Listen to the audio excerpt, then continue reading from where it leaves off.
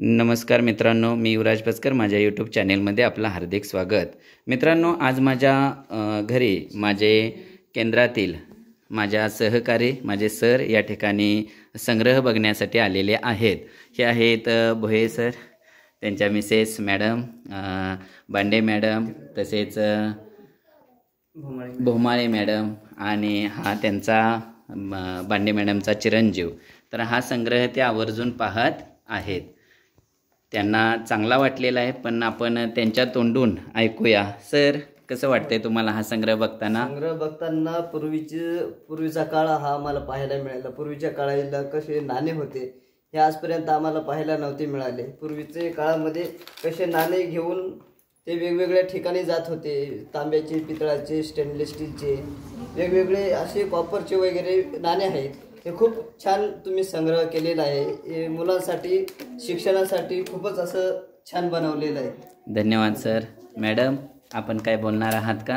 खूपच छानच संग्रह आहे. मुलांना पूर्वीच्या काळातले नाणी नोटा याबद्दल माहिती मिळते. यातून त्या काळाचं महत्त्व, त्या काळी असणारे कोणत्या धातूपासून बनवले आहे त्याचं महत्त्व या नाणी नोटांमधून समजतं. एकाच वेळी एवढे नाणी नोटा बघायला मिळतात, हे सर्वात महत्त्वाचं आहे. धन्यवाद मॅडम. मुलांना आमच्याही ते करण्याची इच्छा तयार होते, आहे का नाही? खरंच खूप छान आहे. वेगवेगळ्या देशातील नाणी एकाच वेळी प्रत्यक्ष बघायला आम्हाला तर खरंच खूप छान वाटलं. बाळा, तुला काय वाटतंय का? सांग, कसं वाटलं? कसं वाटलं तुला? सांग सांग सांग पटकन. मॅडम सांगा.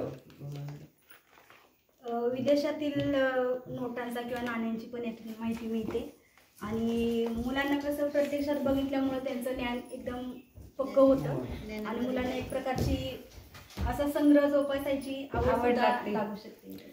धन्यवाद सर आणि मॅडम, आपण आलात आणि संग्रह बघून ही प्रतिक्रिया दिलात, त्यामुळे सुद्धा मला प्रेरणा मिळते आणि आपण करत असलेल्या कार्याचं एक समाधान वाटतं, ते इतरांपर्यंत जातं, याचा सुद्धा मला अभिमान आहे. धन्यवाद सर्वांचं.